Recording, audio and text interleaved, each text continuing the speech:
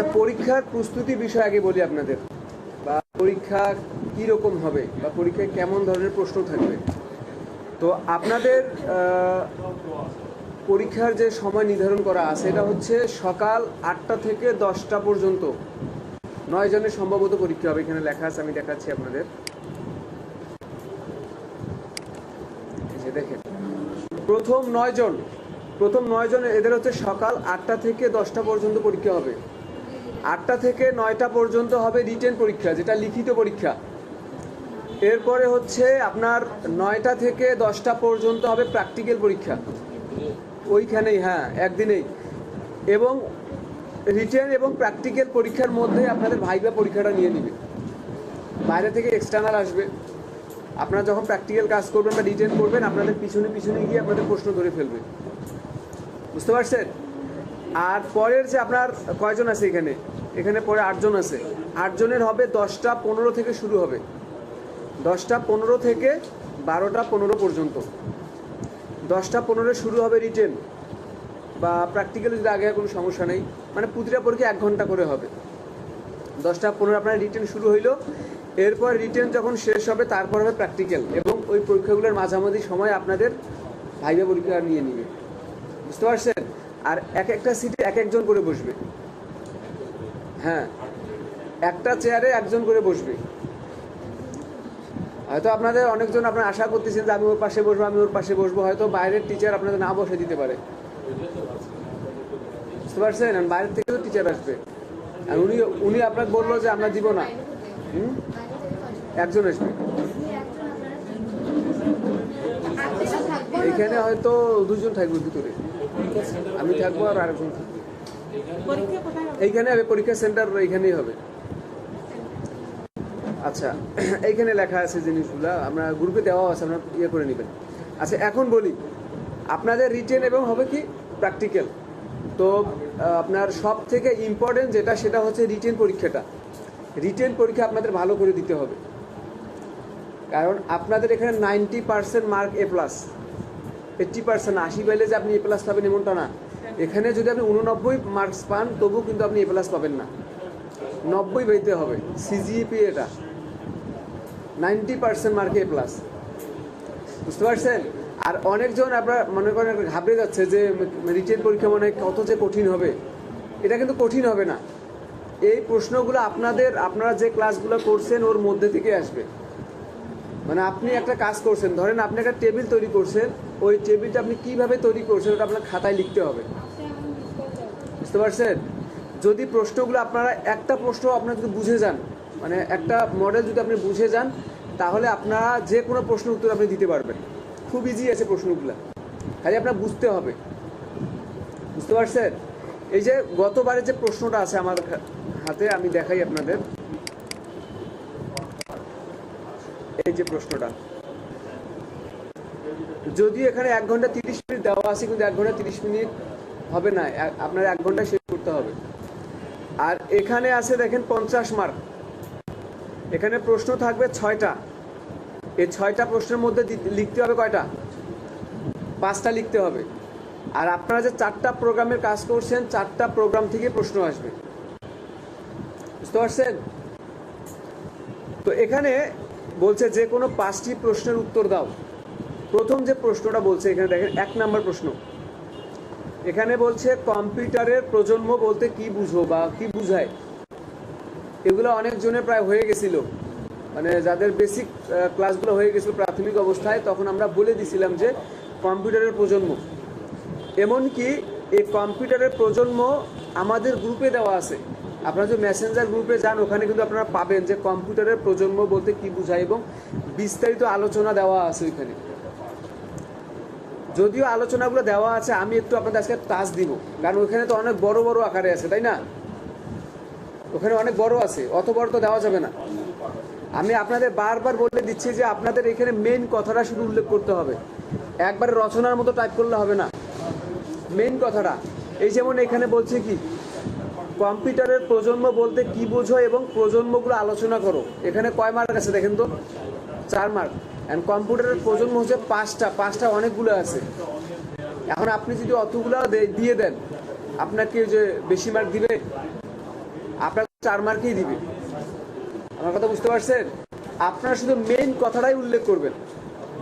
আমি আপনাদের ওই যে কম্পিউটারের প্রজন্ম কি কাকে বলে এই প্রশ্ন একটু নিয়ে যাই।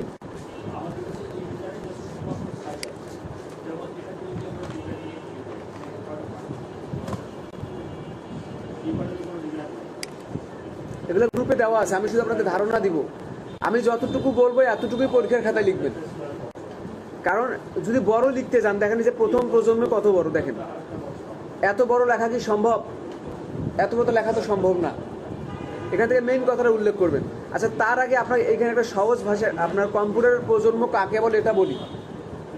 আচ্ছা, আপনাদের আমি বলি, এটা হচ্ছে একটা কি ফোন, স্মার্টফোন, তাই না? আচ্ছা, এই ফোনটা কি প্রথমে এরকম ছিল? প্রথমে কি ছিল? এটা বাটন ফোন ছিল, তাই না? বাটন ফোনের পরে কি আসছে? জাভা অ্যান্ড্রয়েডগুলো আসছে। তারপরে কি আসছে? এই যে 3G অ্যান্ড্রয়েড। তারপর কি আসছে? এই যে 4G। মানে এরকম এই পর্যায়ে চলে আসছে। ডাইরেক্ট কিন্তু এইভাবে কি আসছে প্রথমে? এটা এক একটা ধাপ অতিক্রমণ করে আসছে। হ্যাঁ, চিঠি ছিল। মনে করেন ফোনের কথা আমি বলতেছি। প্রথমে আপনার কি ফোন ছিল? বাটন ফোনটা ছিল, ওই যে যেটা রিংটোন শুধু বাজে। এরপরে অডিও ফোন আসছে। হ্যাঁ, ঢাকনাওয়ালা ফোন ছিল। অডিও ফোনের পরে কি আসছে? এই যে ধরেন এই স্মার্টফোনটা আসছে, তাই না? এইভাবে কি হয়েছে, আপনার ফোনগুলা আপনার এক একটা ধাপ কি করছে? অতিক্রম করছে। এই যে ধাপগুলো যে অতিক্রম করলো, এই ধাপগুলোকে বলা হচ্ছে প্রজন্ম। বুঝতে পারছেন? এই যে কম্পিউটারটা যে তৈরি করছে, এই কম্পিউটার কি আগে এরকম ছিল? এই কম্পিউটার কিন্তু এরকম ছিল না। এই কম্পিউটার তো একটা বড় ঘর জুড়ে ছিল। আমি বলছিলাম আপনাদের, এই যে এখানে যে কম্পিউটারটা আছে দেখেন, এটা হচ্ছে প্রথম প্রজন্মের কম্পিউটার। অনেক বড় ছিল। এই যেগুলা একবারে মানুষের থেকেই বড়। তারপরে ধীরে ধীরে ধীরে ধীরে এটা কি হয়ে আসছে? এরকম পর্যায়ে চলে আসছে। তো এখানে সংজ্ঞাটা বলছে কি দেখেন, এই যে কম্পিউটার আবিষ্কার হওয়ার পর থেকে, হ্যাঁ না না, এখানে প্রশ্নটা বলছে কি, এখানে বলছে যে কম্পিউটার প্রজন্ম বলতে কি বোঝায় এবং প্রজন্মগুলো আলোচনা করুন। 5টা প্রজন্ম একটু ছোট ছোট করে আলোচনা করবেন, এক লাইনের করে। এই যে যদি একটা প্রজন্ম বুঝে যান, তাহলে ওর নিজে যতগুলো প্রজন্ম আছে সবগুলো অটোমেটিক উত্তর চলে আসবে। কারণ প্রথম প্রজন্মে যে বৈশিষ্ট্য আছে, দ্বিতীয় প্রজন্ম ওর বিপরীত, তৃতীয় প্রজন্ম বিপরীত, চতুর্থ প্রজন্ম বিপরীত, এইভাবে চলে আসবে। এই যে দেখেন কি বলছে এখানে, কম্পিউটার আবিষ্কার হওয়ার পর থেকে এর প্রযুক্তিগত উন্নতি, কাজের গতি এবং আকৃতিগত পরিবর্তন বা বিবর্তন কি ঘটতে থাকে। এটা তো সহজ কথা, এটা কি বুঝছেন? কম্পিউটার আবিষ্কার হওয়ার পর কি হয়? প্রতিনিয়তের কি হয়? আকৃতিগত পরিবর্তন বা কি ঘটে? বিবর্তন ঘটে, তাই না? এটা নর্মালি জিনিস। আমরা যখন জন্মগ্রহণ করছি, আমরা ছোট ছিলাম, এরপর কি হয়? আমরা বড় হয়ে গেলাম না? এটা আস্তে আস্তে কি হচ্ছে? বড় হচ্ছে। আমরা একসময় বৃদ্ধ হয়ে যাব, তাই না?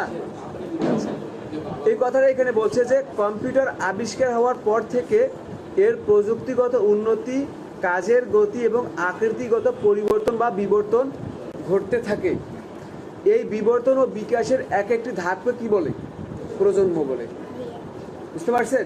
এতটুকু কথা শুধু উল্লেখ করবেন। আপনারা নিজের ভাষায় উল্লেখ করবেন যে একটি কম্পিউটার তৈরি হওয়ার পর প্রতিনিয়ত এর আকৃতিগত বা প্রযুক্তিগত পরিবর্তন ঘটে। এই বুঝতে পারছেন? আর কোন উল্লেখ করবেন যে 5 ভাগে ভাগ করা হয়। কয় ভাগে? 5 ভাগে। প্রথম প্রজন্ম, দ্বিতীয়, তৃতীয়, চতুর্থ আর পঞ্চম প্রজন্ম। এখন প্রথম প্রজন্ম কম্পিউটার কি দিয়ে তৈরি, এটা শুধু লিখে দিবেন। এই যে দেখেন, এই সালগুলো লেখা লাগবে না, কিন্তু সাল একটাও লেখা লাগবে না, দরকার মনে হয় না, জিজ্ঞেস করবেন। হ্যাঁ, দেখেন এখানে কি বলছে, এটা আপাতত রাখে দিবেন, এটা ইয়ে করে। দেখেন এই যে দেখেন, প্রথম প্রজন্মের কম্পিউটার কত বড় সংজ্ঞা দেওয়া আছে এখানে, এত দরকার নাই। দেখেন এখানে কি বলছে যে প্রথম প্রজন্মের কম্পিউটার কি দিয়ে তৈরি? Vacuum tube. এতটুকু যদি একবার শুধু পড়ে নেন, এই যে এতটুকু যদি পড়ে নেন শুধু একবার, তাহলে উত্তর আপনারা লিখতে পারবেন। দেখেন কি বলছে যে প্রথম প্রজন্মের কম্পিউটার ভ্যাকুয়াম টিউব ব্যবহার করা হতো। হাজার হাজার ডায়োড রেজিস্টার, ক্যাপাসিটর ইত্যাদি দিয়ে তৈরি করা হতো বলে এরা আকারে অনেক বড় ছিল। কয়েকটি ঘর জুড়ে থাকতো ওইসব কম্পিউটার, যা বর্তমানে কি অকল্পনীয়। চালু অবস্থায় কম্পিউটার কি হয়ে যেত, ভীষণ গরম হয়ে যেত। তাই না পুড়ে যাওয়ার জন্য মাঝে মাঝে ঠান্ডা পানি ব্যবহার করা হতো। এগুলো ছিল সীমিত তথ্য ধারণ ক্ষমতা সম্পন্ন এবং এগুলো চালার জন্য বিদ্যুৎ শক্তির কি বেশি প্রয়োজন। এতটুকু যে পড়ছেন এই পুরোটাই লিখতে হবে না আপনার। আপনি শুধু লিখবেন যে প্রথম প্রজন্মের কম্পিউটার কী দিয়ে তৈরি, ভ্যাকুয়াম টিউব। এর আকৃতিতে কি ছিল, এটা চালু অবস্থায় কি হয়ে যায়, শেষ। আর কিছু লেখা লাগবে না, বুঝতে পারছেন? এতটুকুই লিখে দিবেন। এবার আসেন দ্বিতীয় প্রজন্ম। হ্যাঁ হোক, 3 লাইন 1 লাইনে হয়ে যাবে ওটা। এরপরে হচ্ছে দ্বিতীয় প্রজন্ম, খালি মেইন কথা উল্লেখ করবেন। দ্বিতীয় প্রজন্মের কম্পিউটার প্রথম প্রজন্ম থেকে উল্টা। আমার কথা বুঝছেন? দ্বিতীয় প্রজন্মে যে কম্পিউটারটা আছে এটা হচ্ছে প্রথম প্রজন্ম থেকে এটা বিপরীত। এই দ্বিতীয় প্রজন্মের কম্পিউটার ট্রানজিস্টর দিয়ে তৈরি। কি দিয়ে তৈরি? দ্বিতীয় প্রজন্মের কম্পিউটার ট্রানজিস্টর দিয়ে তৈরি। এই কম্পিউটার প্রথম প্রজন্ম থেকে আকারে ছোট এবং প্রথম প্রজন্মের কম্পিউটার থেকে বিদ্যুৎ শক্তি কম লাগে, শেষ। আর কোনো কিছু লেখার দরকার নেই, বুঝতে পারছেন? খালি এর বিপরীত চলতেই থাকবে। এখন দরকারই নেই। 4 মার্কের প্রশ্ন কি উদাহরণ দিয়ে রাখবেন খাতায়? তো আর লুজ তো আপনার দিবে না, যে পৃষ্ঠায় দেবে ওটাতে লিখতে হবে, দিবে না। আর লুজ তো আপনি পাবেন না, লুজ বোর্ড থেকে যে খাতা দেবে ওখানেই লিখতে হবে, থাকবে একটু থাকবে। এটা গেল দ্বিতীয় প্রজন্ম, আপনার ট্রানজিস্টর দিয়ে তৈরি। এই যে তৃতীয় প্রজন্মের কম্পিউটার আইসি দিয়ে তৈরি। কি দিয়ে তৈরি?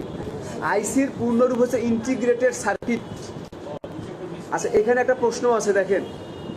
আপনার জিজ্ঞেস করবে যে বাংলাদেশে কত সালে কম্পিউটার আসে? বাংলাদেশে 1964 সালে কম্পিউটার আসে এবং ওই কম্পিউটার ছিল দ্বিতীয় প্রজন্মের কম্পিউটার। কোন প্রজন্মের? দ্বিতীয় প্রজন্মের কম্পিউটার। আর এইখানে আপনার আরেকটা কথা বলে রাখি যে কম্পিউটার কাকে বলে, কম্পিউটার কত প্রকার, এটা একটু পড়ে নেবেন। এটা গ্রুপে দেওয়া আছে, দেখে নেবেন, দেওয়া আছে, গেলেই পাবেন, স্ক্রল করবেন পাবেন। কম্পিউটার 3 প্রকার, অ্যানালগ, ডিজিটাল, হাইব্রিড আছে তো। হ্যাঁ হ্যাঁ, যদি ডিটেক্ট বলে কম্পিউটার কত প্রকার, ডাইরেক্ট বলবেন অ্যানালগ, ডিজিটাল, হাইব্রিড। 4 প্রকার। হ্যাঁ, সুপার, মেইনফ্রেম, মিনি আর মাইক্রো। এই দেখেন তৃতীয় প্রজন্মের কম্পিউটার কি দিয়ে তৈরি? আইসি। লিখবেন যে তৃতীয় প্রজন্মের কম্পিউটার আইসি দিয়ে তৈরি। এই প্রজন্মের কম্পিউটার দ্বিতীয় প্রজন্মের কম্পিউটারের থেকে আকারে ছোট এবং দ্বিতীয় প্রজন্মে যে বিদ্যুতের প্রয়োজন হয় তার থেকে কম বিদ্যুৎ লাগে এটাতে না না। এবং এই তৃতীয় প্রজন্মের কম্পিউটারের সাথে মনিটর যুক্ত থাকে। মানে এর আগে যে কম্পিউটারগুলো ছিল এর সাথে মনিটর কিন্তু যুক্ত ছিল না, এগুলো আলাদাভাবে ছিল। এই যে তৃতীয় প্রজন্মের কম্পিউটার দেখেন মনিটর অ্যাড করছে, বুঝতে পারছেন? তাহলে প্রথম প্রজন্মের কম্পিউটার কি দিয়ে তৈরি? Vacuum tube. এরা আকারে বড় থাকে, গরম হয়ে যায় চালু অবস্থায়, এতটুকু দিলে হয়ে যাবে, আপনার পানি দিয়ে লাগে ঠান্ডা করার জন্য। দ্বিতীয় প্রজন্মের কম্পিউটার কি দিয়ে তৈরি? ট্রানজিস্টর। এটা আকারে ছোট, প্রথম প্রজন্ম থেকে বিদ্যুৎ শক্তি কম প্রয়োজন হয়। তৃতীয় প্রজন্মের কম্পিউটার হচ্ছে কি দিয়ে তৈরি? আইসি দিয়ে তৈরি। এটা দ্বিতীয় প্রজন্ম থেকে আকারে ছোট, বিদ্যুৎ শক্তি কম লাগে। চতুর্থ প্রজন্মের কম্পিউটার মাইক্রো প্রসেসর দিয়ে তৈরি। এই যে যেটা আমরা ব্যবহার করতেছি, এই যে চতুর্থ প্রজন্মের কম্পিউটার কি দিয়ে তৈরি? মাইক্রো প্রসেসর দিয়ে তৈরি। এবং এই কম্পিউটারের আপনার কি হয়, আপনার গরম হয় না। আর গরম হলেও এটাতে আপনার পানি ব্যবহার করার প্রয়োজন হয় না, একটা কুলিং ফ্যান একটা সেট করা থাকে। এবার প্রতিটা কম্পিউটার দেখবেন একটা ফ্যান সেট করা আছে, ভিতরে শব্দ হয় না ভ্রম ভ্রম করে, ওই ফ্যান সেট করা আছে। আর এই কম্পিউটার হচ্ছে কি বেশি বিদ্যুতের প্রয়োজন হয় না। যদি প্রথম প্রজন্মের কম্পিউটার বুঝে যান বাকিগুলো অটোমেটিক লিখতে পারবেন, বুঝতে পারছেন? আর পঞ্চম প্রজন্ম হচ্ছে যেটা এখন আসে নাই, এটা হচ্ছে কি দেখেন, এ প্রজন্মের কম্পিউটার চতুর্থ প্রজন্মের কম্পিউটার হতে অধিক শক্তিশালী হবে। এই যে এটা হচ্ছে অপটিক্যাল ফাইবারের সমন্বয়ে এ প্রজন্মের কম্পিউটার তৈরি। এতটুকু লিখবেন। এই প্রজন্মের কম্পিউটার চতুর্থ প্রজন্মের কম্পিউটার হতে অধিক শক্তিশালী এবং এটা অপটিক্যাল ফাইবার দিয়ে তৈরি। আর লেখার প্রয়োজন নাই। বুঝতে পারছেন আমার কথা? বুঝতে পারছেন? কে বোঝেন নাই বলেন? সবাই কি বুঝছেন? লিখতে পারবেন পরীক্ষায়? হ্যাঁ, মনে তো থাকবেই, এটা গ্রুপে দেওয়া থাকবে, একবার শুধু পড়ে নেবেন। আচ্ছা, কোনটা? এটা লাগবে? এটা তো গ্রুপে দিয়ে দিব। আচ্ছা আচ্ছা, এটা তো করলেন তাই না? এই যে খ নাম্বার বলছে কি, নিম্নে যে আপনার ইয়াগুলো দেওয়া আছে এর পূর্ণরূপ লিখতে বলছে। যেমন বায়োসের পূর্ণরূপ কি? Basic input output system. এই যে আমি একটু গুগলে যাই, এখানে লিখতেছি দেখেন, এই যে বায়োসের ফুল ফর্ম, এই যে বেসিক ইনপুট আউটপুট সিস্টেম। আচ্ছা, এরপরে কি বলছে দেখেন তো, এরপর আছে পিডিএফ এবং আইসিটি। পিডিএফ আইসিটি,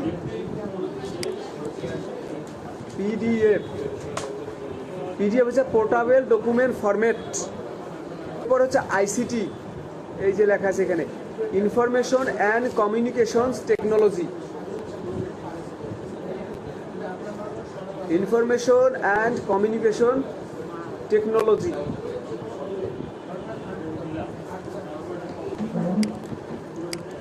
এরপর আছে কি ওএমআর, ইউএসবি আর wifi. OMR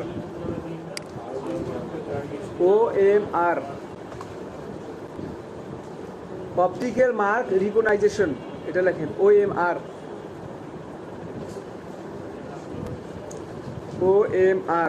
USB universal serial বাস।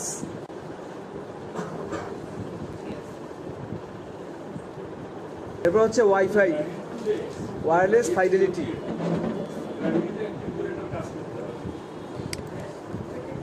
আচ্ছা, এই যে এইখানে এটা তো গেল একটা প্রশ্ন।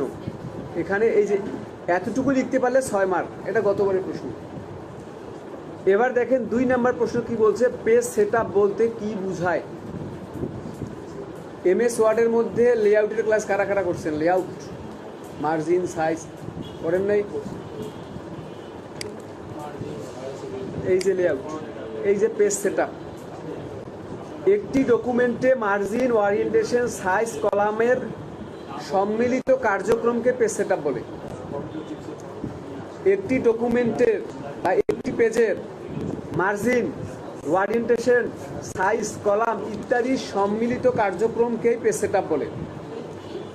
একটি পেজের বা একটি ডকুমেন্টের মার্জিন, ওরিয়েন্টেশন, সাইজ, কলামস ইত্যাদির সম্মিলিত কার্যক্রমকে কি বলে?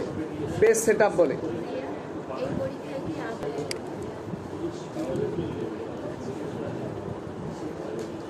লিখছেন? আচ্ছা, এবার এইখানে দেখেন খ নাম্বার, স্ট্যাটাস বার কোনটি? দেখছিলেন কোনোদিন স্ট্যাটাস বার? এইবারে পেজ 5 of 10 এবং ওয়ার্ডস 1055 লেখা আছে, এ দ্বারা কি বোঝায়? প্রশ্নটা বুঝছেন? কি বলছে এখানে, স্ট্যাটাস বার কোনটি? এইবারে পেজ 5 of 10 এবং ওয়ার্ডস 1055 লেখা আছে, এটা দ্বারা কি বোঝা যায়? একটু ওয়ার্ডে আসি। স্ট্যাটাস বার কোনটা ওটা আপনাকে দেখাই আগে।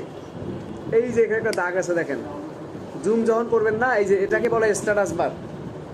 বুঝতে পারছেন? এই স্ট্যাটাস বারের কাজ হচ্ছে আপনার ডকুমেন্টটাকে ডান বামে মুভ করা। স্ট্যাটাস বারের কাজ কি? আপনার ডকুমেন্ট বা পেজটাকে ডানে বামে কি করা? মুভ করা।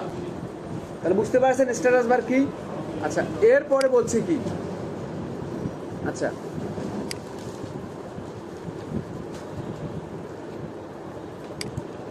এইখানে দেখেন, এখানে বলছে পেজ 5 of 10, পেজ 5 of 10। এখানে এসে দেখেন কি লেখা আছে, পেজ 5 of 6।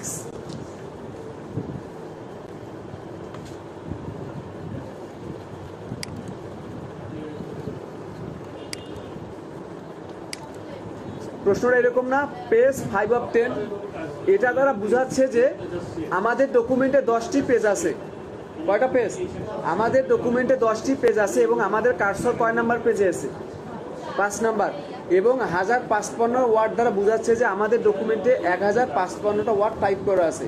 এখানে আছে কয়টা? বুঝতে পারছেন উত্তরটা? এই যে এখানে যেটা বলছে যে পেজ 5/10, মানে আমাদের ডকুমেন্টটি 10টি পেজ আছে এবং আমাদের কার্সর 5 নাম্বার পেজে আছে এবং ওয়ার্ডস 1055 দ্বারা বোঝাচ্ছে যে আমাদের ডকুমেন্টের মধ্যে 1055 ওয়ার্ড টাইপ করা আছে। ঠিক আছে, এতটুকু, আর কিছু লেখা লাগবে না। হ্যাঁ, সুন্দর করে লিখে দেবেন, খালি মেইন কথাটা লিখবেন। স্ট্যাটাস বারের কাজ হচ্ছে আপনার ডকুমেন্টটা ডানে বামে মুভ করা। কোনটা? ওই যে ডকুমেন্টের নিচে থাকে। আবার এখানে একটা জিনিস উল্লেখ করতে পারেন, ওই জন্য একটা ভালো প্রশ্ন করছে, সেটা হচ্ছে স্ট্যাটাস বার কোনটি। উনি যেটা বললো যে স্ট্যাটাস বার যেটা, এটা না, আপনার বলবেন যে ডকুমেন্টের নিচে একটা আপনার ইয়ে থাকে, লম্বা একটা আপনার ইয়ে থাকে, স্ক্রল বারের মতো একটা দাগ থাকে, যেটাকে স্ট্যাটাস বার বলে। হ্যাঁ, যেটা দিয়ে, হ্যাঁ বার বলবেন, যেটা দিয়ে আমরা ডকুমেন্টটাকে ডানে বামে মুভ করতে পারি। এবং এখানে কি লেখা থাকে? আমাদের পেজ সংখ্যা লেখা থাকে এবং ওয়ার্ড সংখ্যাও লেখা থাকে। এটা লিখে দিবেন।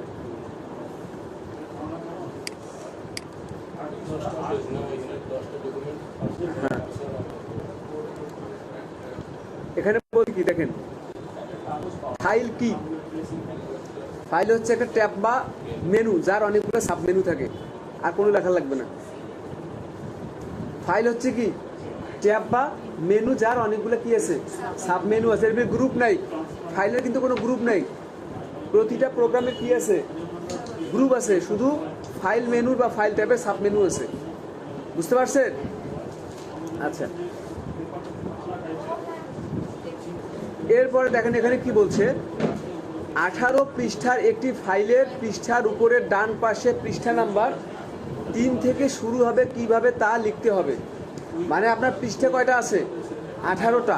আমরা একটু ওয়ার্ডে যাই, আমি একটা নতুন ডকুমেন্ট নিলাম, আমার পেজ আছে কয়টা? এখানে একটা, পেজ 11টা আসছে।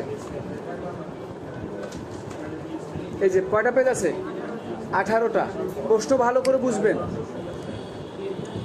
18 পৃষ্ঠার একটি ফাইলের পৃষ্ঠার উপরে ডান পাশে পৃষ্ঠা নাম্বার 3 থেকে শুরু করতে হবে কিভাবে, মানে পৃষ্ঠাগুলোতে আপনার পৃষ্ঠা নাম্বার দিতে হবে। পেজ নাম্বার দিয়েছিলেন আপনারা? হেডার ফুটারের কাজ করেন নাই? এই যে হেডার ফুটার, এই যে হেডার ফুটার ইনসার্ট থেকে হেডার চালু করলাম, দেখেন এই যে হেডার ফুটার আসছে না।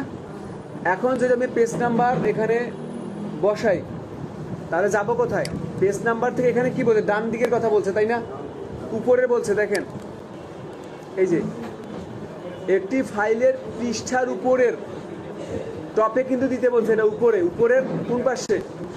ডান পাশে। তাহলে এখান থেকে উপরের এই যে page number, top of page, ডান দিক। ঠিক আছে, এই যে 18 নম্বর পেজে চলে আসছে।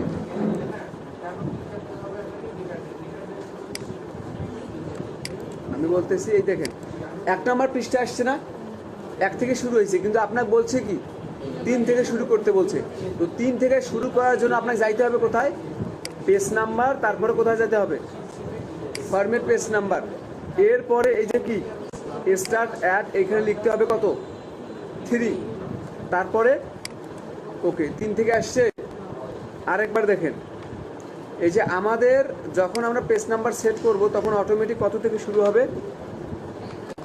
1 থেকে শুরু হবে। এখন 3 থেকে শুরু করার জন্য আপনাকে যাইতে হবে কোথায়?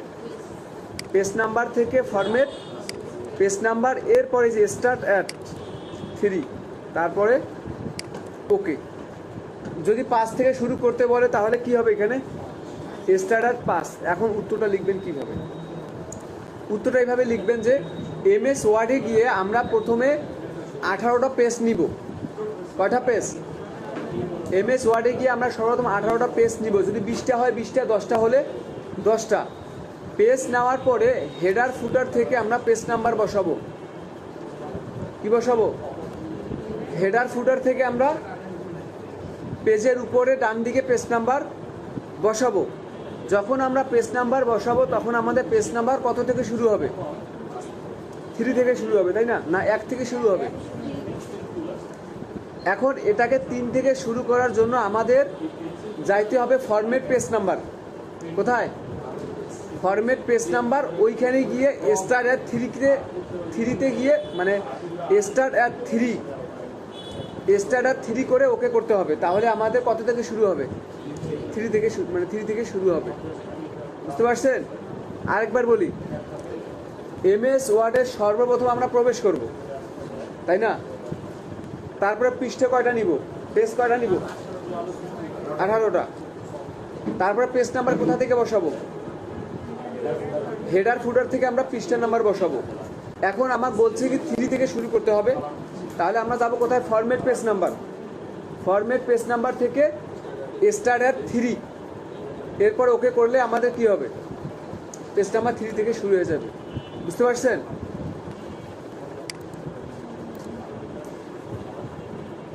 এটা 2টা প্রশ্ন। পরীক্ষা তো একটু ইয়া করা যাবে, মনে করেন ইয়া করবেন, একটু যদি হেল্প করার কোনো ইয়া থাকে করবেন পাশাপাশি বসে। হ্যাঁ, কোন টাইমে আসবেন? ফোন তো নিয়ে আসা যাবে না, ফোন আনলেও আপনি জমা করবেন এখানে, জমা নিয়ে যাবেন। হ্যাঁ হ্যাঁ, সিসি ক্যামেরা নাই, কিন্তু বাইরে থেকে যে টিচার আসে উনি কেউ দেখবে, খালি সবসময় সদা দেখবেন। এই আপনি তো দেরি করে ওঠেন, আপনি ঠিক টাইমে আসবেন। আপনার পরীক্ষা কটার সময়? এই পরীক্ষা বলে 11টার সময়। দেখেন হীরাপুর কয়টার সময় পরীক্ষা? 10:15, 10টায় আসবে। দেখছেন তো না ইয়েটা কটার দিকে পরীক্ষা? দেখেন নেই, যাদের 8টার না, ওখানে ভাগ করা আছে। প্রথম 9 জন এদের পরীক্ষা হচ্ছে সকাল 8টা থেকে 10টা, আর পরে যারা 7 জন আছে বা 6 জন আছে এদের হবে আপনার 10:15 শুরু হবে, 12:15 শেষ হবে। হ্যাঁ, আর পরীক্ষা আপনি সিলেক্সি করবেন না, বলবেন ঠিক আছে, কিন্তু ওইখানে আসিয়ে বান্ধবী গুদুর করবেন না, তার উঠে। বুঝতে পারছেন? আসি এমনভাবে বসবেন যাতে ওরা যেন বুঝাই না পায় যে আপনারা বন্ধু করেন, এইভাবে করবেন। কারণ বাইরের টিচার আসলে তো উঠে দিবি যদি বেশি বেশি গল্প করেন, ওরা তো বুঝে যাবে যে এরা মনে হয় বান্ধবী দিয়ে একসাথে বসছে।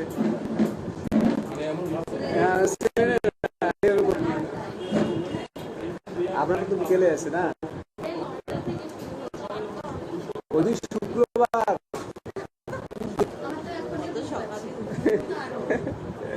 ওই দিন ইফতারি, ইফতারি খেয়ে বলতেছি, সেহরি খেয়ে ঘুমাবেন না।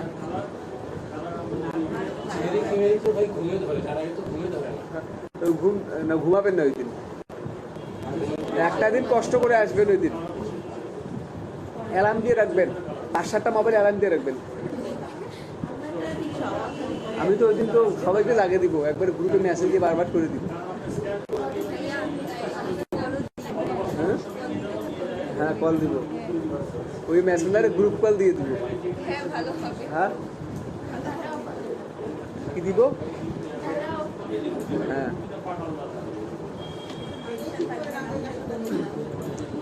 আচ্ছা দেখেন, এই যে 3 নাম্বার রিসাইকেল বিনের কাজ কি বলেন তো? ডিলেটকৃত ফাইলকে পুনরুদ্ধার করা যায়। রিসাইকেল বিনের কাজ ডিলেটকৃত ফাইলকে পুনরুদ্ধার করার কাজই হচ্ছে কি রিসাইকেল বিনের কাজ। মানে কোনো ফাইল বা কোনো ডাটা আপনার কী হয়ে গেলে, ডিলিট হয়ে গেল, ওটাকে আপনি কি করতে পারবেন? পুনরায় আবার সংরক্ষণ বা উদ্ধার করতে পারবেন। এটাই হচ্ছে রিসাইকেল বিনের কাজ। 1 লাইন শেষ, আর কোনো লেখারই দরকার নেই, খতম, টাটা বাই বাই। হ্যাঁ, রিসাইকেল বিনের কাজ হচ্ছে ডিলেটকৃত ফাইলকে পুনরুদ্ধার করাই হচ্ছে রিসাইকেল বিনের কাজ। ঠিক আছে? পাসওয়ার্ড দ্বারা কিভাবে ফাইল সংরক্ষণ করা যায় ধারাবাহিক লেখো। আপনারা একটু আগে আসেন তো, এখানে বলছে আপনি একটা ডকুমেন্টে কিভাবে পাসওয়ার্ড দিবেন। এই যে সহজ পদ্ধতি, এটা ফাইল থেকে যাব কোথায়? ইনফো, তারপরে প্রোটেক্ট ডকুমেন্ট, তারপরে ইনক্রিজ উইথ পাসওয়ার্ড, এখানে কয়বার পাসওয়ার্ড দিব? দুইবার পাসওয়ার্ড, ওকে, তারপরে সেভ, শেষ। প্রথমে কি লিখবেন? প্রথমে এমএস ওয়ার্ড, যদি এক্সেলের কথা বলে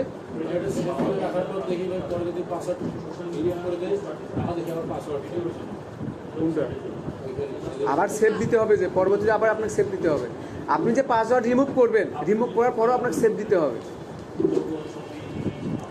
কি লিখবেন দেখেন, প্রথমে এমএস ওয়ার্ডে প্রবেশ করবেন, করার পরে কোনো কিছু টাইপ করলেন, করে কী করবেন, একটা সেভ করতেই হবে। যে এমএস ওয়ার্ড একটা ফাইলকে আমরা আগে প্রথমে সেভ করব, তারপরে ফাইল থেকে যাব কোথায়? ইনফো। এই যে আমি এখানে লিখে দিচ্ছি, দেখেন এই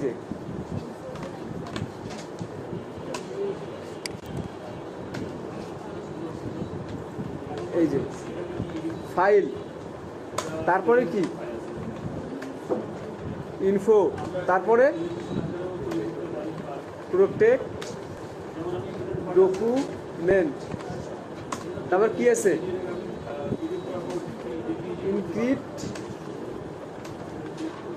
ইনক্রিপ্ট উইথ পাস, তারপরে না, এরপরে কয়বার পাসওয়ার্ড দিব? দুইবার, তারপর কি আছে? ওকে, তারপরে সেভ, শেষ।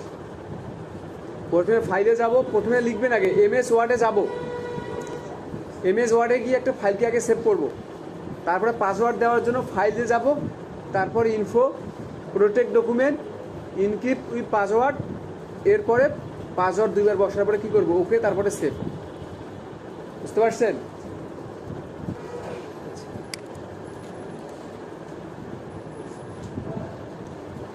এমএস ওয়ার্ডে প্যারাগ্রাফের প্রথমে বুলেট সংযোজন এবং পরে বুলেট অপারেশনের পদ্ধতি লিখে, একবারে ইজি।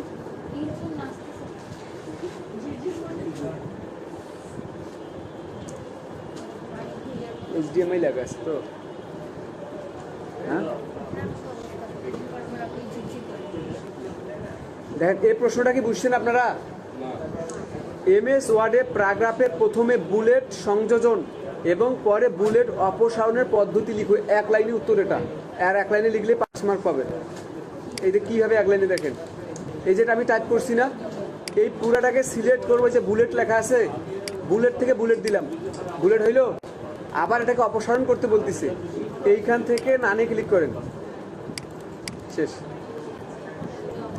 উত্তরটা কি হবে? এমএস ওয়ার্ডে গিয়ে একটা প্যারাগ্রাফ আগে টাইপ করব, তারপরে প্যারাগ্রাফটাকে আমরা সিলেক্ট করব, সিলেক্ট করে প্যারাগ্রাফ গ্রুপ থেকে বুলেটে যাব, বুলেট থেকে যে কোনো একটা বুলেট সিলেক্ট করব, বুলেট আসছে। এখন উক্ত বুলেট রিমুভ করার জন্য আবার লেখাটা সিলেক্ট করে বুলেটে গিয়েই নানে ক্লিক করব, শেষ। আরেকবার দেখেন, এমএস ওয়ার্ডে একটা প্যারাগ্রাফ টাইপ করব, টাইপ করার পরে ওই প্যারাগ্রাফটাকে আমরা আগে সিলেক্ট করব, এরপরে প্যারাগ্রাফ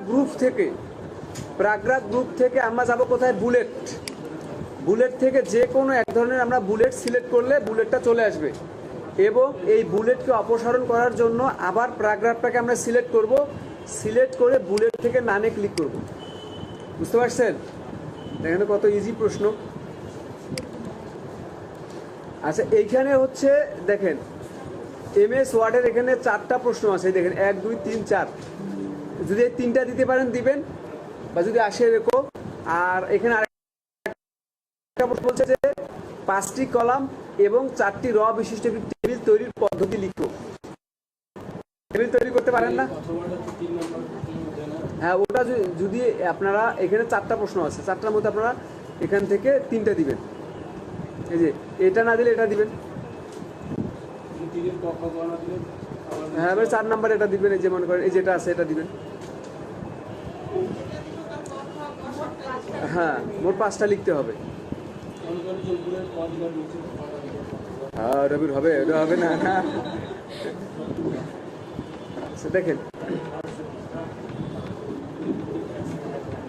দেখেন এখানে, আচ্ছা দেখেন 5টি কলাম এবং 4টি র বিশিষ্ট একটি টেবিল তৈরির পদ্ধতি লিখো। এটা হচ্ছে এমএস ওয়ার্ডে কীভাবে টেবিল নেওয়া যায়। প্রথমে কি করতে হবে? ইনসার্ট থেকে যাইতে হবে কোথায়? টেবিল, তারপরে কোথায়? ইনসার্ট টেবিল, 5টি কলাম 4টি সারি, এরপরে ওকে। আসছে 5টি কলাম এবং 4টি সারি বিশিষ্ট একটি টেবিল। তাহলে লিখবেন কিভাবে, যে প্রথমে এমএস ওয়ার্ডে প্রবেশ করব, এরপরে ইনসার্ট ট্যাব থেকে টেবিলে যাব, তারপরে ইনসার্ট টেবিল, এরপরে গিয়ে 5টি কলাম এবং 4টি সারি লিখে দিব বা টাইপ করে দিয়ে কি করব, ওকে করব। তাহলে আমাদের 5টি কলাম এবং 4টি সারি বিশিষ্ট একটি টেবিল তৈরি হয়ে যাবে। বুঝতে পারছেন? হ্যাঁ, প্রথমে এমএস ওয়ার্ডে প্রবেশ করব, এমএস ওয়ার্ডে প্রবেশ করার পরে ইনসার্ট ট্যাব থেকে টেবিলে যাব, টেবিল থেকে ইনসার্ট টেবিল, এরপরে আপনার কলামের ঘরে 5টি কলাম এবং সারির ঘরে 4টি সারি লিখে কি করব, ওকে করব।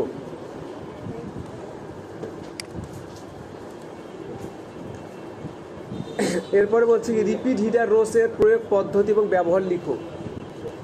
রিপিট হিডার রোস, এটা কাজ আপনারা করছিলেন একবারে 200টা কলাম, 5টা সারি, না 5টা কলাম এবং 200 সারি ব্যবহার করছিলেন, মনে আছে? এই যে এরকম কাজ করছিলেন আপনারা।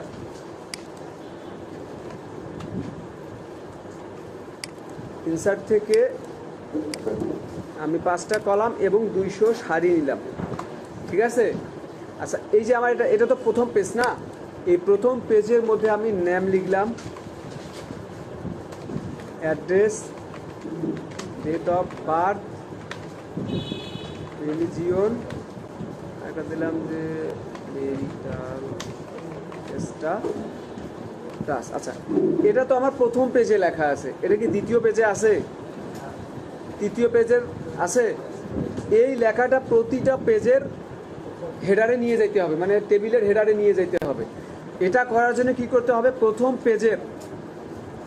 পেজের টেবিলের প্রথম যে সারিটা আছে ওই সারিতে একটা ক্লিক করতে হবে, ক্লিক করে যাইতে হবে কোথায়, লেআউট থেকে রিপিট হিডার রোস লেখা আছে, এইখানে যখন ক্লিক করবেন দেখেন প্রতিটা পেজে চলে গেছে। দেখেন এখন লিখবেন কিভাবে, তাই না? আচ্ছা দেখেন, এখন প্রশ্নতে আসি। এখানে বলছে কি যে রিপিট হিডার রোসের প্রয়োগ পদ্ধতি এবং ব্যবহার লিখো।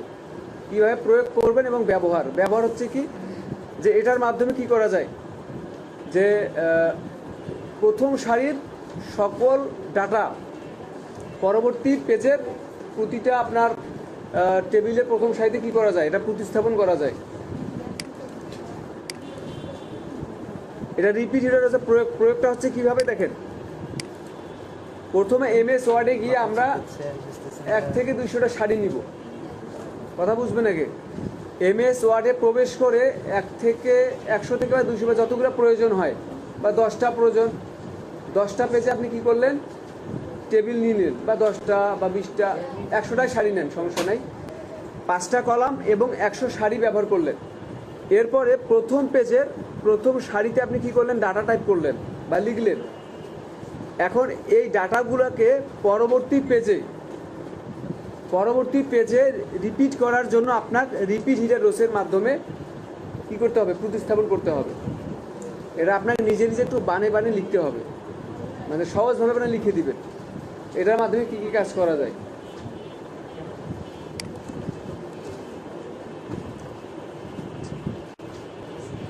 এরপরে বলছে স্প্লিট টেবিল কমান্ড দ্বারা কি কাজ করা যায়। স্প্লিট শব্দের অর্থ হচ্ছে কাটা বা ভাঙা। স্প্লিট টেবিল কমান্ডের মাধ্যমে টেবিলকে কি করা যায়, ভাগ করা যায়। এবং কিভাবে করা যায়, এই যে এইভাবে করা যায়। এই যে আমি কার্সরটা এখানে রাখলাম, এরপরে স্প্লিট টেবিলে ক্লিক করলাম, দেখেন ভাগ হয়ে গেল। এখানে বলছি স্প্লিট টেবিলে তারা কি কাজ করা যায়, টেবিলকে ভাঙা যায়। এবং কিভাবে করা যায়, কিভাবে হচ্ছে কি, যেখান থেকে আপনি টেবিলটাকে ভাঙবেন ওখানে আগে ক্লিক করবেন, ক্লিক করে স্প্লিট টেবিলে ক্লিক করে দিবেন। এই ধরুন আমি এখান থেকে ভাঙবো, ক্লিক করলাম, এরপরে স্প্লিট টেবিলে একটা ক্লিক করব, এই যে ভেঙে গেল। বুঝতে পারছেন, সেই প্রশ্নটা এখানে বলছে। দেখবেন হাঁকা উঠতে লাগে না। আচ্ছা দেখেন এখানে কি বলছে, সেল বলতে কি বুঝায়, সেল বোঝেন কোনগুলাকে বলে, ছোট ছোট ঘরগুলাকে সেল বলে, রগুলাকে। যেহেতু এটা, আচ্ছা দেখেন এমএস ওয়ার্ডের মধ্যে কিন্তু সেল আছে না, এক্সেলের মধ্যেও সেল আছে। আচ্ছা, এই প্রশ্নটা কি ওয়ার্ডের না এক্সেলের? এখানে বলতে হবে এক্সেল শিটের ছোট ছোট ঘরগুলোকে বলা হয় কি? সেল। এই যে এক্সেল প্রোগ্রামের ছোট ছোট ঘরগুলোকে বলা হয় কি? সেল। এই যেগুলোকে বলা হয় কি? সেল। আচ্ছা,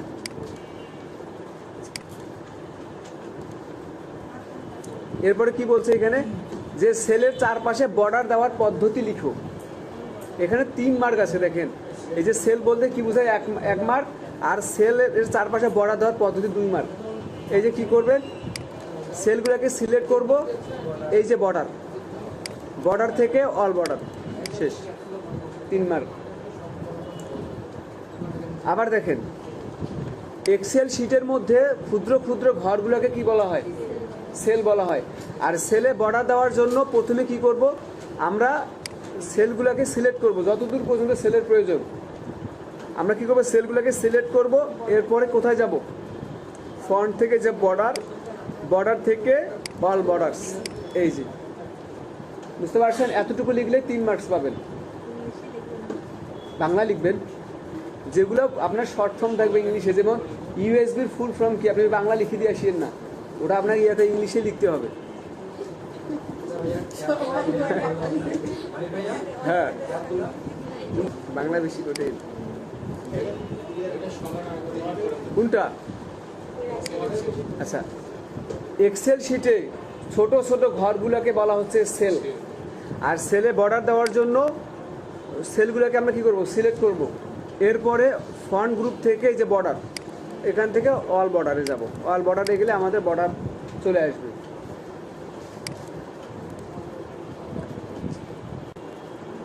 এক্সেল প্রোগ্রামে ডাটা ভ্যালিডেশন কমান্ড দ্বারা কি ধরনের কাজ করা যায়? ডাটা ভ্যালিডেশন কার কার হয়েছে? হয় নাই? ডাটা ভ্যালিডেশন হয়েছে, কি কাজ করা যায় বলেন তো?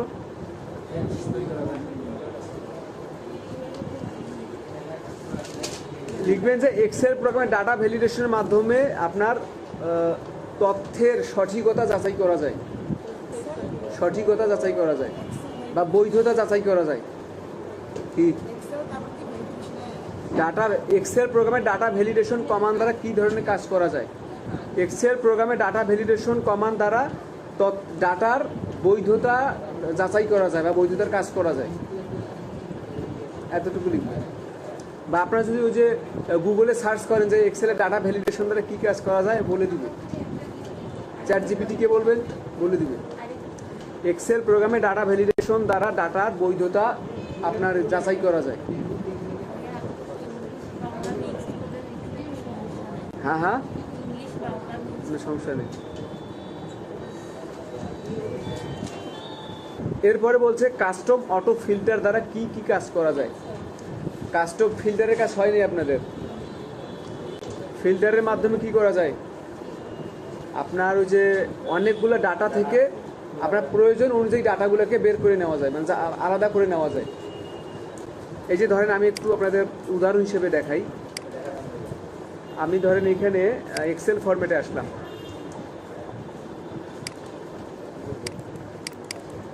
এই যে এমপ্লয়ি লিস্টটা আমার এখানে আছে।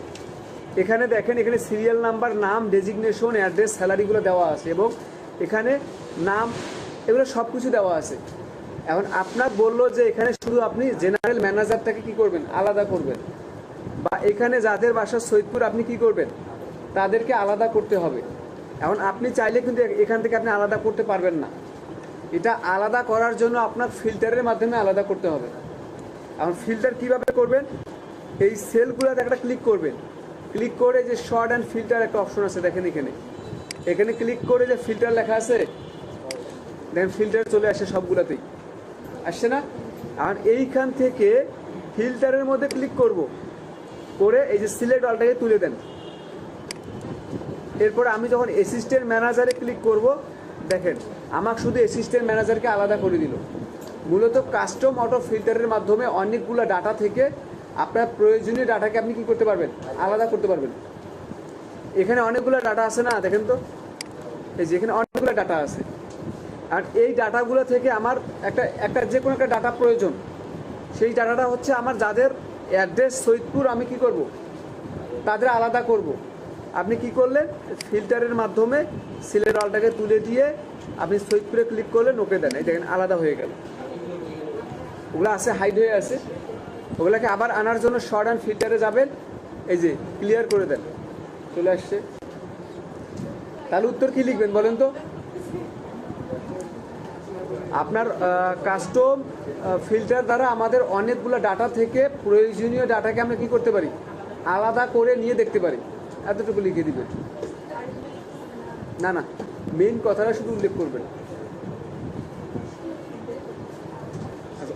এক্সেসের যে প্রশ্নটা বলছে দেখেন, প্রতিটা প্রোগ্রাম থেকে কিন্তু প্রশ্ন আসবে। এখানে বলছে এক্সেস প্রোগ্রামের টেবিল তৈরি করার পদ্ধতি লিখো। এক্সেস প্রোগ্রামের টেবিল তৈরি করার পদ্ধতি, এক্সেস তো করছেন, টেবিল কিভাবে তৈরি করা যায়?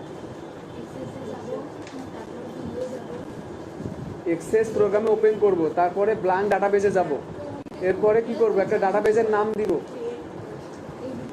হ্যাঁ, এই যে প্রথমে কোথায় এক্সেসে যাব, এখান থেকে যাব কোথায়, ব্ল্যাঙ্ক ডাটাবেজ, তারপর কি করব, একটা ডাটাবেজের নাম দিয়ে কি করব, ক্রিয়েট। এখন টেবিল কি আসছে এখানে, টেবিল তৈরি করার জন্য কোথায় যাব, ভিউ থেকে ডিজাইন ভিউ, এখানে টেবিলের একটা নাম দিয়ে কি করব, ওকে করবো, এতটুকু লিখবেন। আবার শোনেন,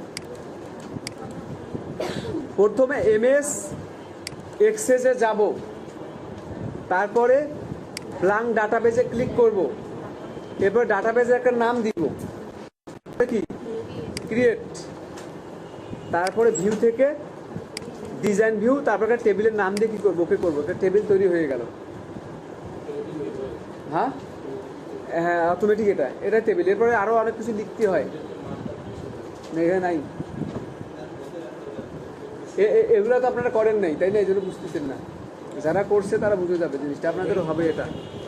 কোনটা? হ্যাঁ, আগের বলে দেবো, ডাউনলোড করুন তো। প্রথমে কি করবেন, এমএস এক্সেস প্রোগ্রামে ক্লিক করবেন, তারপরে ব্ল্যাঙ্ক ডাটাবেজে ক্লিক করবেন, এরপরে ডাটাবেজে একটা নাম দিবেন, তারপর কোথায় যেতে হবে, ডিজাইন ভিউ থেকে টেবিল, না না আপনার ইয়ে থেকে, এই যে ভিউ থেকে ডিজাইন ভিউ, একটা টেবিলের নাম দিলেন।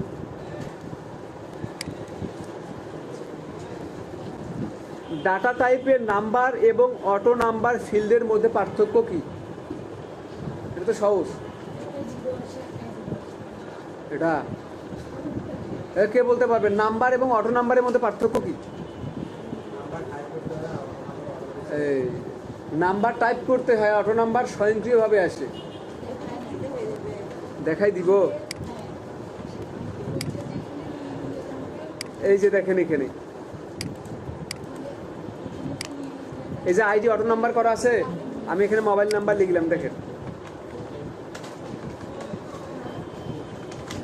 মোবাইল নাম্বার, এটা করলাম কি, আমি নাম্বার দিলাম, লং টেক্সট দিছি, নাম্বারে দিলাম। এখানে আমাকে লিখতে হবে না, এই যে একটা যে কোনো একটা মোবাইল নাম্বার দিচ্ছি, এখন এই দেখেন অটোমেটিক এক আসছে, বুঝতে পারছেন? আবার নিচে আসলাম, এখানেও টাইপ করতেছি, এই দেখেন অটোমেটিক 2 আসতেছে। তাহলে নাম্বার এবং অটো নাম্বারের মধ্যে পার্থক্য হচ্ছে কি, নাম্বারে আমাদের টাইপ করতে হয়, আর অটো নাম্বারে টাইপ করতে হয় না, নিজে নিজে অটোমেটিক চলে আসে। এটা রচনার মতো লিখিয়েন না।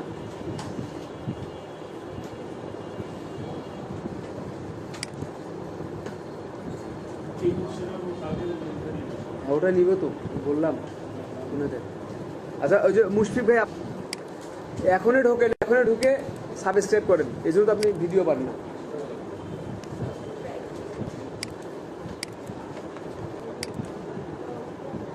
এই যে ফাউকুন, এইটি এখানে আসেন,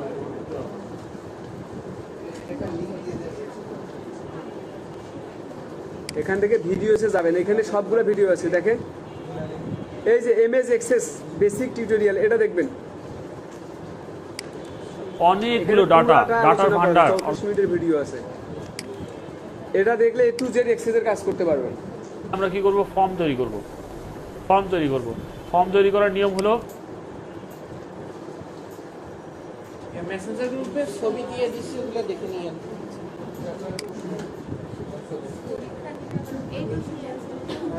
কালকে একটা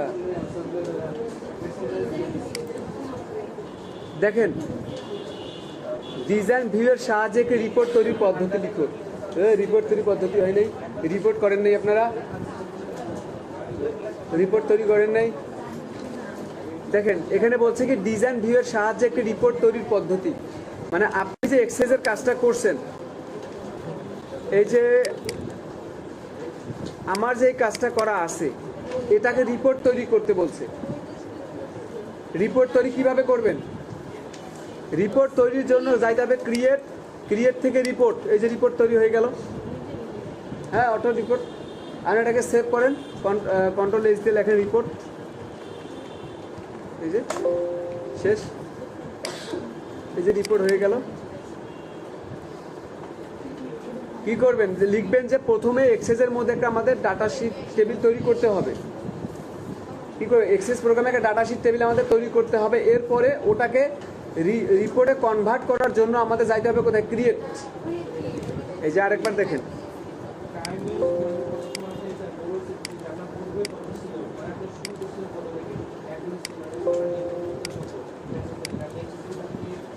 এই যে আমাদের একটা শিট তৈরি করা আছে।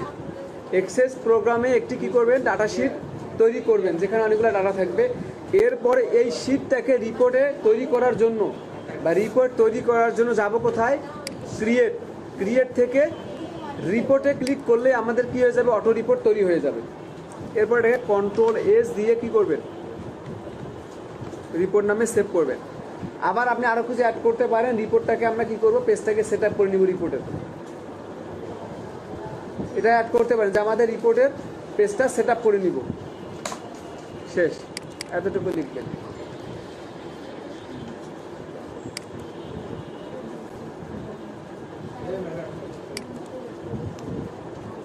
এই যে এক্সেস আর রেগুলার খুব ইজি। এখানে এক্সেসের যে প্রথম নাম্বার প্রশ্ন, এখানে 4 মার্ক দেওয়া আছে।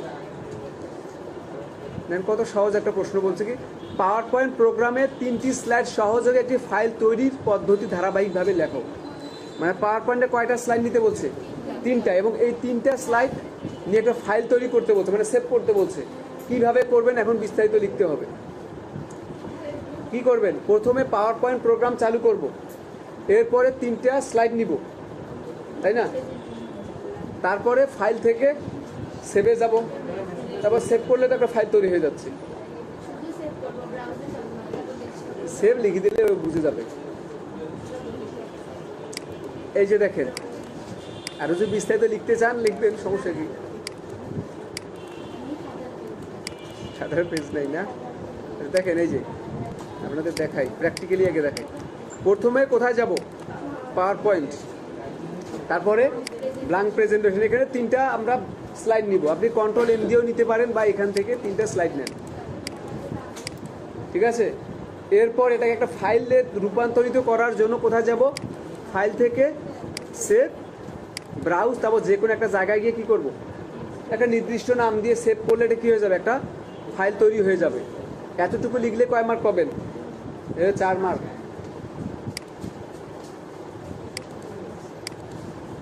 কত সহজ না?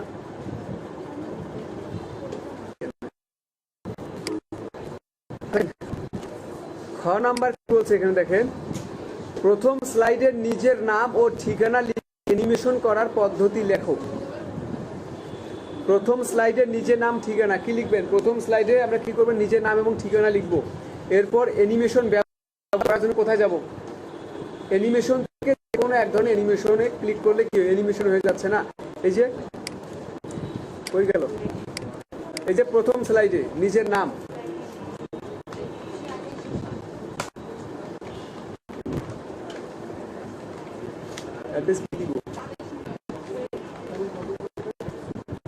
এটাতে কি করতে বলছে? অ্যানিমেশন দিতে। অ্যানিমেশন কিভাবে দিবেন? সিলেক্ট করলে অ্যানিমেশন, অ্যাড অ্যানিমেশন, প্রথমে যে কোনো একটা অ্যানিমেশন দেন, দিলে হয়ে গেল, শেষ। এর মাঝে আপনি একটা ট্রানজিশন অ্যাড করে দিবেন। হ্যাঁ, শেষ, অতটুকুই তো। আর কি লিখবেন? অ্যানিমেশন। এখানে বলছে কি? এখানে বলছে যে প্রথম স্লাইডের নিজের নাম ও ঠিকানা লিখে অ্যানিমেশন করার পদ্ধতি লিখুন। কিভাবে আপনি অ্যানিমেশন প্রয়োগ করবেন। প্রথম স্লাইডে নিজের নাম ঠিক করে অ্যানিমেশন দেওয়ার জন্য কোথায় যাবেন, অ্যানিমেশনে যাবেন, তারপরে অ্যাড অ্যানিমেশন, এখান থেকে প্রথমে যে অ্যানিমেশনটা আছে মোর ইন্টারেন্স ইফেক্ট, ওখান থেকে যে কোনো একটা অ্যানিমেশন সিলেক্ট করলেই কি হয়ে যাবে দিবেন, ওটা বাংলায় লিখে দিবেন মোর ইন্টারেন্স ইফেক্ট। হ্যাঁ লিখে দেবেন, যে কোনো একটা অ্যানিমেশন লিখুন।